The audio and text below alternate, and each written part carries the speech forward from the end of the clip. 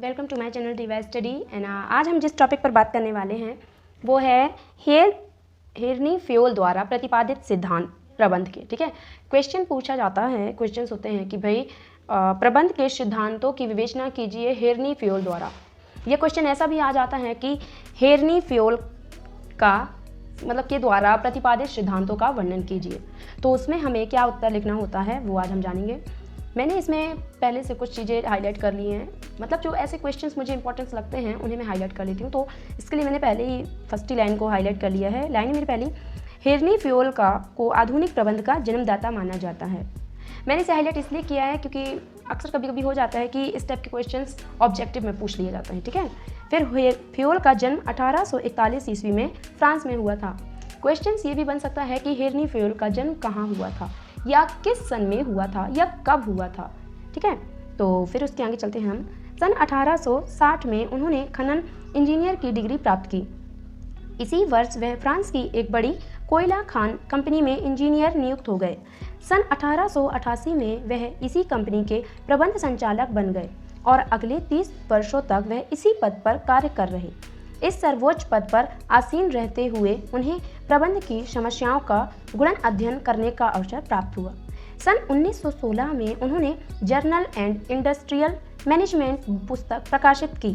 इस पुस्तक को आधुनिक प्रबंध में अग्रगामी माना जा सकता है। सन 1925 ईस्वी में फ्योल की मृत्यु हो गई।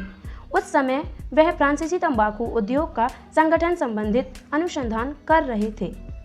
ठीक है, तो चलिए फ्योल के द्वारा प्रतिपादित सिद्धांत को पढ़ते हैं। फ्योल ने एक व्यावसायिक उपक्रम के प्रशासनिक प्रबंध कार्यों हेतु निम्नलिखित सिद्धांतों का प्रतिपादन किया है, जिसमें से नंबर फर्स्ट में आता है श्रम विभाजन। ठीक है, सबसे पहले हेरनी फ्योल जी कहते हैं कि हमें जो हम श्रम कर रहे हैं उसका विभाजन करना चाहिए। इसकी रीडिंग जल्दी से करते हैं। इस सिद्धांत के अनुसार केवल श्रम विभाजन या विशिष्टीकरण अधिकतम उत्पादकता एवं दक्षता को संभव बनाता है। उपक्रम की उत्पादन तथा कार्य प्रणाली श्रम विभाजन पर आधारित होनी चाहिए। श्रम विभाजन में जब एक ही कार्य एक व्यक्ति को बार बार करना पड़ता है तो उसकी कार्यकुशलता एवं योग्यता में वृद्धि होती है। इसी के साथ काम की किस्म में तथा उत्पादन की गति में भी वृद्धि होती है। संसाधनों के अपव्यय में कमी आती है और उत्पादन क्षमता बढ़ती है। फ्योल के अनुसार श्रम विभाजन का सिद्धांत तकनीकी तथा प्रबंधकीय दोनों क्षेत्रों में लागू किया जाना चाहिए या किया जा सकता है। ठीक है, फिर नंबर सेकेंड है हमारा अधिकार एवं उत्तरदायित्व। हेरनी फ्योल के अनुसार आदेश देने का अधिकार तथा निर्धारित लक्ष्यों को प्राप्त करने का उत्तरदायित्व दोनों सहगामी हैं। वास्तव में अधिकार एवं उत्तरदायित्व प्रबंधकीय सिक्के के दो पहलू हैं जो साथ साथ विद्यमान होते हैं। ये आपस में पूरक तथा एक दूसरे पर निर्भर होते हैं। अधिकार की स्वीकृति का तात्पर्य निर्धारित लक्ष्य या कार्य के निष्पादन के उत्तरदायित्व की स्वीकृति होती है। दूसरे शब्दों में यह लक्ष्य प्राप्ति में सहायक होता है तथा इससे कर्मचारियों में साहस में वृद्धि होती है। ठीक है, नंबर थर्ड में आता है अनुशासन। संगठन के प्रत्येक व्यक्ति को उसके उद्देश्यों, नियमों, नीतियों तथा क्रियाविधियों का सम्मान करना चाहिए। इस संबंध में एक साफ एवं स्पष्ट समझौता एग्रीमेंट होना आवश्यक है। इसका पालन न करने पर या अनुशासन भंग करने पर दंड का प्रावधान होना चाहिए। कोई भी संगठन बिना अनुशासन के कुशलता से नहीं चल सकता है। यानी कि कोई भी व्यापार हो या कोई भी कार्य हो बिना अनुशासन के हम नहीं कर सकते हैं, या करेंगे भी तो वो अच्छे से नहीं हो पाता है। ठीक है, फिर होता है अच्छे से हो कि यह अनुशासन स्वैच्छिक हो। ठीक है, अनुशासित संस्था की साख समाज में अच्छी होती है। इससे न केवल कर्मचारियों की कुशलता में वृद्धि होती है वरन श्रम प्रबंध संबंधन बेहतर होने में मदद मिलती है। नंबर फोर्थ में आता है आदेश की एकता। प्रत्येक कर्मचारियों को आदेश एक ही अधिकारी से प्राप्त होना चाहिए तथा कर्मचारी केवल उसी अधिकारी के प्रति जवाबदेह होना चाहिए। इससे संभावित भ्रम की दशा या विवाद की स्थिति पैदा नहीं होती है। अब यदि कोई एक कर्मचारी है, उसे अगर यानी कहना चाहिए एक श्रमिक है, उसे यदि बहुत से कर्मचारी आदेश देंगे तो वो किस किस के आदेश का पालन करेगा। और ऐसे में ही मतलब विवाद होते हैं, काम अच्छे से नहीं हो पाते हैं। तो हिरनी फ्यूल जी का कहना है कि भाई एक व्यक्ति को आदेश एक ही व्यक्ति दे, ठीक है, और उसका मतलब तब तो वो उसका कहना कर पाएगा, वरना कैसे कर पाएगा, ठीक है। इससे संभावित भ्रम की दशा में विवाद की स्थिति पैदा होती है। इसके भ्रम की दशा या विवाद की स्थिति पैदा नहीं होती है, ठीक है, यदि एक व्यक्ति से आदेश प्राप्त होते हैं तो इसके अतिरिक्त उत्तरदायित्व का विभाजन अधिक कुशलता से संभव हो जाता है तथा सौहार्दपूर्ण वातावरण बना रहता है। निर्देश की एकता। इस सिद्धांत के अनुसार समान उद्देश्य रखने वाले कार्यों के समूह या एक ही नियोजक तथा एक ही उच्चाधिकारी होना चाहिए जो कि उस संबंध में निर्देश दे। निर्देश की एकता से समन्वय करना सुविधाजनक हो जाता है। विशिष्टीकरण के लाभ प्राप्त होते हैं, संगठन की कार्यकुशलता बढ़ जाती है तथा उद्देश्य प्राप्त करना सरल हो जाता है। सामुदायिक हितों के लिए व्यक्तिगत हितों का समर्पण। इसे सहकारिता का सिद्धांत भी कहते हैं। प्रत्येक सभी के लिए तथा सभी प्रत्येक के लिए उपक्रम में सामुदायिक हित सर्वोच्च होने चाहिए, चाहे क्यों ना व्यक्तिगत हितों का बलिदान करना पड़े। जब भी सामुदायिक हितों के स्थान पर व्यक्तिगत हितों को सर्वोच्च समझा जाएगा, संगठन नष्ट या समाप्त हो जाएगा। संस्था का लाभ होने से सभी को लाभ की प्राप्ति होगी, ठीक है।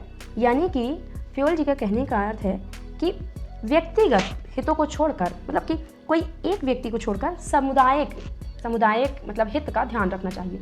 कोई एक व्यक्ति को यदि प्रॉफिट हो रहा है तो उसके विपक्ष में यदि 5, 6, 7 लोग हैं तो उनको यदि लॉस हो रहा है तो ऐसा नहीं होना चाहिए, दोनों को ध्यान देना चाहिए, ठीक है। फिर होता है पारिश्रमिक। कर्मचारियों को पर्याप्त एवं न्यायोचित पारिश्रमिक प्राप्त होना चाहिए। उचित वेतन के साथ गैर वित्तीय परितोषण अच्छे निष्पादन परफॉर्मेंस की सर्वश्रेष्ठ अभिप्रेरणा है। कर्मचारियों का किसी भी दृष्टि से शोषण समाप्त करना चाहिए। इससे कर्मचारियों में समर्पण की भावना का विकास होता है तथा श्रम परिवर्तन की दर में कमी आती है। यानी सभी कर्मचारियों को पारिश्रमिक या वेतन समय पर एवं सही ढंग से दिया जाना चाहिए, ठीक है। फिर होता है केंद्रीयकरण। अधिकार एवं शक्ति के केंद्रीयकरण एवं विकेंद्रीयकरण के मध्य अच्छा संतुलन होना आवश्यक है। वास्तव में केंद्रीयकरण तथा संस्था की प्रकृति पर निर्भर करता है। इतना आवश्यक है कि अत्यधिक केंद्रीयकरण तथा विकेंद्रीयकरण नहीं होना चाहिए। इससे अधिकारियों के कार्यभार में कमी आती है तथा श्रेष्ठ व शीघ्र निर्णय लेना संभव होता है, ठीक है। फिर नंबर 9 है हमारा सोपान श्रृंखला। फ्यूल के अनुसार आदेश की एकता एक श्रृंखला का निर्माण करती है। इसे सोपान श्रृंखला कहते हैं, जिसमें आदेश ऊपर से नीचे की ओर एक क्रम में मुख्य सबसे पहले प्रबंधक, प्रबंधक से प्रबंधक, प्रबंधक से उप प्रबंधक, उप प्रबंधक से सहायक प्रबंधक इत्यादि। यानी कि सबसे पहले फर्स्ट नंबर में, फिर सेकंड नंबर में, फिर थर्ड नंबर, इस टाइप से कार्य चलते हैं, ठीक है, चलने चाहिए। फ्यूल के अनुसार शीघ्र निर्णय लेने का या आवश्यकता पड़ने पर इस क्रम को तोड़ा भी जा सकता है। फ्यूल ने इसे पुल या प्लेग के नाम से भी पुकारा है। सोपान श्रृंखला में सूचनाओं का प्रवाह व्यक्तिगत रहता है तथा समस्याओं का शीघ्र हल संभव हो जाता है। नंबर 10वां है हमारा व्यवस्था। फ्यूल ने सुझाया कि प्रत्येक के लिए उचित स्थान तथा प्रत्येक अपने स्थान पर होना चाहिए। केवल व्यवस्था एक सुदृढ़ संगठन या कुशल प्रबंधन का सृजन करती है। अव्यवस्था छिन्न भिन्नता एवं श्रम में उत्पन्न भ्रम को उत्पन्न करती है, ठीक है। इससे भौतिक व मानवीय संसाधनों का कुशलतापूर्वक उपयोग संभव होता है। संसाधनों को खोजने में समय की बर्बादी नहीं होती है तथा श्रेष्ठ अनुसंधान बनाए रखने में मदद मिलती है। नंबर 11वां है हमारा समता। एक संगठन में मानव शक्ति लगी होती है। व्यक्तियों का यह समूह एक संयुक्त प्रयास या लक्ष्य प्राप्ति में संलग्न होता है। अतः वहाँ पूर्व निर्धारित रीति व परंपराओं के आधार पर समता इक्विटी होनी चाहिए, जो न्याय एवं कृपा किडनेस के संयोग में बनी हो। समता के अभाव में हम संयुक्त प्रयास हेतु न चल सकते हैं और न बने रह सकते हैं। समता से कर्मचारी संतुष्ट रहते हैं, उसमें संगठन के प्रति समर्पण की भावना उत्पन्न होती है तथा वह अपनी कुशलता वृद्धि हेतु प्रयासरत रहते हैं। नंबर 12 में हमारा आता है स्थायित्व। एक व्यक्ति में नए कार्य में अपने को समायोजित करने में समय लेता है तथा अपनी कार्यकुशलता कुछ समय उपरांत ही प्रदर्शित कर पाता है। अतः कर्मचारियों एवं प्रबंधकों को नौकरी की सुरक्षा होनी चाहिए। आय एवं रोजगार की सुरक्षा सुदृढ़ संगठन एवं प्रबंध की एक पूर्व शर्त होनी चाहिए। स्थायित्व की दशा में संस्था की शाख में वृद्धि होने के साथ कर्मचारियों के विश्वास में वृद्धि होती है। प्रशिक्षण लागत भी घट जाती है। नंबर 13 नंबर का है हमारा क्वेश्चन, मतलब पॉइंट है हमारा पहल शक्ति। प्रत्येक व्यक्ति में स्वाभाविक रूप से विचार शक्ति एवं उसके अनुसार कार्य करने की क्षमता होती है, जो पहल शक्ति कहलाती है। फ्यूल के अनुसार संगठन के कर्मचारियों तथा प्रबंधकों की पहल शक्ति को प्रोत्साहन देना चाहिए। यह किसी भी व्यवसाय की शक्ति का स्रोत होती है। इससे कर्मचारियों में संस्था के प्रति अपनेपन की भावना का विकास होता है, उसकी विचार शक्ति का विकास होता है तथा वह निर्णयों को लागू करने में सहयोग प्रदान करते हैं। नंबर लास्ट है हमारा सहयोग की भावना। 14 नंबर का हमारा पॉइंट है सहयोग की भावना। सहयोग की भावना का कुशल संगठन की नींव होती है। देखिए, सहयोग की जो भावना होती है वो एक कुशल संगठन की नींव होती है। यह इस सिद्धांत पर आधारित है कि संगठन ही शक्ति है, परंतु एकता के लिए सहयोग होना आवश्यक है। संगठन के प्रति गर्व, निष्ठा तथा उससे संबंधित होने की भावना अच्छे निष्पादन के लिए आवश्यक होती है। यह न केवल संबंधों को मधुर बनाती है, वरन इससे उद्देश्य प्राप्त करना भी आसान हो जाता है।